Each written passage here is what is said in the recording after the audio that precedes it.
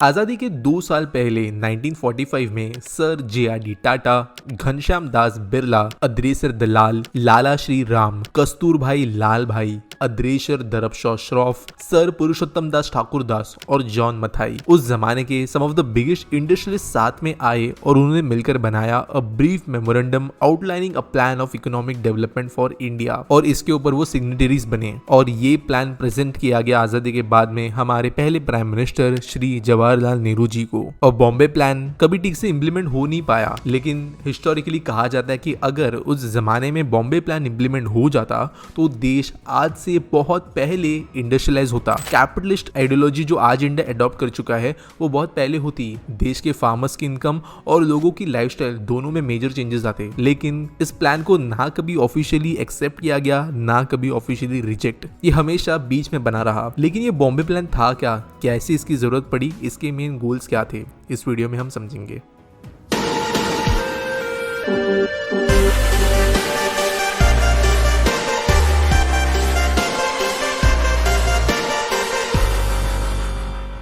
दोस्तों mid 1940s तक ये समझ में आ गया था कि वर्ल्ड वॉर 2 अब खत्म हो गया है और यूके अब हो गया है गरीब, तो वहां से आजादी मिलने के लिए चांसेस जो है वो बहुत ज्यादा थे और आजादी मिलते हुए नजर आ ही रही थी। लेकिन एक प्रॉब्लम उस समय पर देश में थी, जितने भी बड़े इंडस्ट्रियलिस्ट थे वो ब्रिटिशर्स के अंदर ठीक से फंक्शन नहीं कर पाते थे और स्पेशली देश के अंदर एक मेजर इशू जो उस समय पर आ रहा था वो था इंडस्ट्रियल इंपोर्ट्स का। कई सारे बड़े बड़े इंडस्ट्रियल प्रोडक्ट्स देश में बनने के लिए केपेबल होने के बावजूद हम दूसरे देशों से वो खरीद रहे थे और क्योंकि वॉर के बाद में पूरी दुनिया का कैलकुलेशन बिगड़ चुका था तो ये इंपोर्ट्स देश को बहुत भारी भी पड़ रहे थे। और इसके लिए जो ये सारे बड़े इंडस्ट्रीज के मैंने नाम लिए, ये चाहते थे कि देश में ऐसा एनवायरनमेंट बनाया जाए ताकि इन मेजर इंपोर्ट वाली इंडस्ट्रीज को जो है भारत में ही बनाया जा सके। और इसके साथ साथ उनका एक और गोल ये था कि देश का करंट एग्रीकल्चरल सेक्टर वीक है उसे भी स्ट्रॉन्ग बनाया जाए और साथ साथ कुछ सोशल रिफॉर्म्स भी यहाँ पर मेंशन किए गए थे ताकि जो एक नॉर्मल वर्किंग क्लास इंडिविजुअल है उसकी लाइफ बेहतर बन पाए। अगर एकदम बेसिक गोल्स की बात करें जो यहाँ पर मेंशन किए गए थे तो वो ये थे कि भारत के अंदर जो इंडस्ट्रियल आउटपुट है वो 5 गुना बढ़ना जरूरी है और जो एग्रीकल्चरल आउटपुट है वो 2 गुना बढ़ना जरूरी है। और इसके लिए गवर्नमेंट प्राइवेट इंडिविजुअल के साथ में मिलकर 100 बिलियन रुपीस या उस जमाने के 72 बिलियन पाउंड या 18 बिलियन डॉलर्स की इन्वेस्टमेंट लाएगा जिसके जरिए इसका एग्जीक्यूशन किया जाएगा। अगर आज के हिसाब से भी देखें तो ये बहुत बड़ा प्लान तो है ही, लेकिन उस जमाने में ये आउट ऑफ द बॉक्स एक बहुत ही ज्यादा बड़ा प्लान था। अब इसका आगे हुआ क्या वो समझने की कोशिश करते हैं। जब इन सारे बड़े बड़े लोगों ने हमारे देश के पहले गवर्नमेंट के सामने ये प्लान सामने रखा तो इसे ऑफिशियली एक्सेप्ट नहीं किया गया, लेकिन कहीं ना कहीं पर इसके कुछ हिस्से हमें पंचशील में देखने के लिए मिले या जो 5 ईयर प्लान में देखने मिले। शॉर्ट में एक्सप्लेन कर दे तो ये 5 ईयर प्लान होता क्या है। आजादी के बाद में हमारा देश यूएस और यूरोप से ज्यादा करीब नहीं था, बल्कि जो यूएसएसआर है या आज का जो रशिया है उससे ज्यादा करीब था। वो एक सोशलिस्ट कम्युनिस्ट कंट्री होने की वजह से ज्यादातर सेक्टर्स गवर्नमेंट के द्वारा संभाले जाते थे और बेसिकली उनके एक एडमिनिस्ट्रेशन टेक्निक थी जिसका नाम था 5 ईयर प्लान, जहां पर सरकार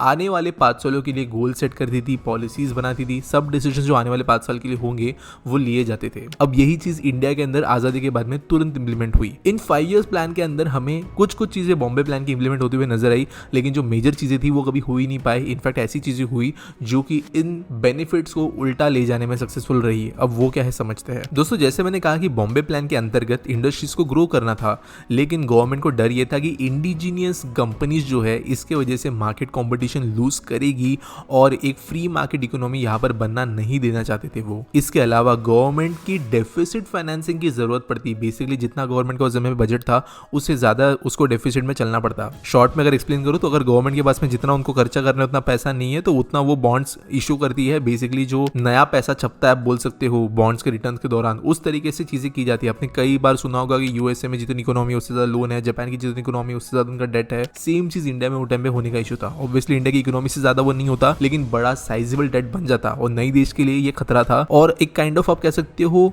प्रोटेक्टिव मेजर लेते हुए ये स्टेप नहीं उठाए गए। अब कौन सी चीजों को यहाँ पर इंक्लूड किया गया वो समझते हैं। बॉम्बे प्लान के अंतर्गत अगर बात करें तो स्टेट इन्वॉल्वमेंट को बहुत ज्यादा इंपॉर्टेंस दी गई थी, जब बेसिक और जो हेवी इंडस्ट्री होती है उसे मिक्स इकोनॉमिक मॉडल पर चलाया जाना था, जहां पर गवर्नमेंट जो है सारे के सारे इंपॉर्टेंट सेक्टर के अंदर पीएसयूज क्रिएट कर दी, गवर्नमेंटल कंपनीज क्रिएट कर दी जो प्राइवेट्स के साथ में मिलकर अच्छे से चलाई जाए ताकि इंडस्ट्रियल ग्रोथ तेजी से बढ़े। लेकिन हुआ ये कि गवर्नमेंट ने बहुत सारी पीएसयूज तो बनाई लेकिन वहां पे प्राइवेट इन्वॉल्वमेंट कम रहा, तो ये काइंड ऑफ आधा कन्वर्जेंस डाइवर्जेंस हुआ। डाइवर्जेंस जो मेजरली यहाँ पे हुआ वो था social and human development size पे। बॉम्बे प्लान जो था उसके अंतर्गत जो विजनरीज थे उन्होंने क्लियर ये लिखा था कि ये जो सारे के सारे इंडस्ट्रियल डेवलपमेंट होंगे उनका trickle down effect agricultural sectors या फार्मर्स या जो वर्कर्स उस समय में होते थे, क्योंकि उस समय व्हाइट कलर जॉब ज्यादा होती नहीं थी तो वर्कर्स ही कह सकते हैं, वहां पे सबसे ज्यादा इसका इफेक्ट दिखना चाहिए था लोगों के फायदे के लिए। लेकिन जो मेजर्स उस हिसाब से लिखे गए थे उनको इंप्लीमेंट नहीं किया गया किसी भी 5 ईयर प्लान के अंदर। और जो हमारा उस समय पे नेशनल प्लानिंग कमीशन था उसने भी 5 ईयर प्लान को कभी भी ऑफिशियली रिकॉग्नाइज नहीं किया,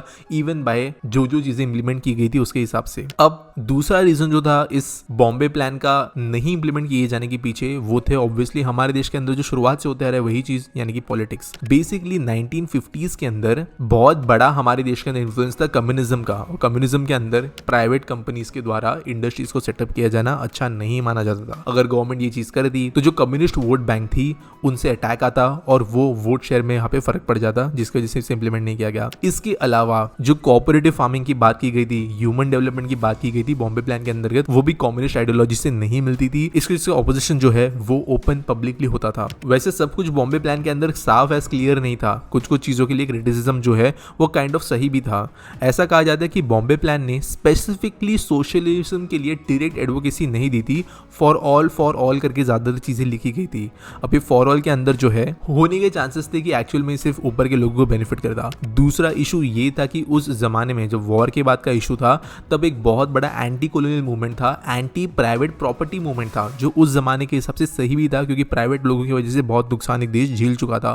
तो वहां पर वापस ऐसे कई कुछ कंपनीज का आके काम करना ऑब्वियसली डिफिकल्ट दिखता था। साथ साथ जो उस जमाने का भारत का फार लेफ्ट था उनका ये कहना था कि जो क्रिएटर्स है इस प्लान के उनके बैकग्राउंड से कैपिटलिस्ट, और इस वजह से इनका प्लान ज्यादा दूर तक ऐसे रूट पर नहीं चल पाएगा जो कि सिर्फ लोगों के लिए बेनिफिशियल हो। कई सारे इकोनॉमिस्ट भी थे जो उस जमाने में उन्होंने टेक्निकल ग्राउंड पे चीजों को बताया, जैसे कि फास्ट प्रोडक्शन कैपिटल जो है वो उसका इन्फ्लेशनरी इफेक्ट होगा, बहुत ज्यादा पैसा अगर आ जाता है देश की इकोनॉमी के अंदर तो महंगाई आएगी, इन्फ्लेशन आएगा।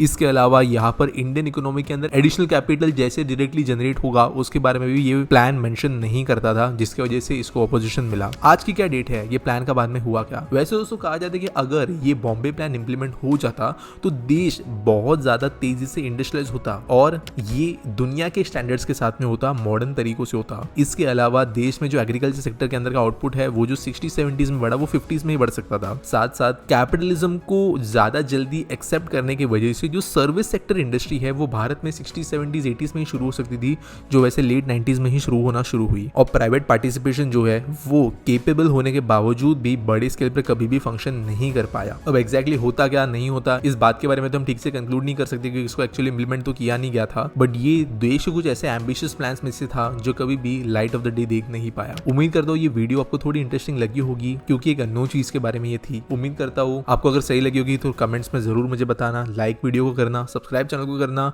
हमें फेसबुक एंड इंस्टाग्राम पे आप फॉलो कर सकते हो। मिलेंगे अगले वीडियो में। इंडिया के इंफ्रा को डिटेल में पढ़ना चाहते हो, समझना चाहते हो कि ये पढ़ने की वजह से आपका फायदा होने क्या वाला है, कैसे उसको करोगे इस्तेमाल अपने खुद के लाइफ के अंदर, तो आप ज्वाइन कर सकते हो मेरा the crash course to understand Indian infra, ये कोर्स जिसके बारे में अगर आप डिटेल में जानना चाहते हो कि इस कोर्स में एक्चुअल में आपके लिए रखा क्या है तो डिस्क्रिप्शन में उसके लिए आपको एक लिंक मिल जाएगी जहां से आप ना सिर्फ समझ पाओगे कि कोर्स के अंदर है क्या एक वीडियो के जरिए, लेकिन अगर चीजें सही लगे तो रजिस्टर भी कर सकते हो, वो भी कुछ मैसिव बेनिफिट्स के साथ, क्योंकि हमारा ये एक न्यू लॉन्च है। तो जरूर एक बार थोड़ा समय निकालकर डिस्क्रिप्शन में दिए गए लिंक को चेकआउट करना ना भूले और चैनल के लिए भी एक सपोर्ट होगा।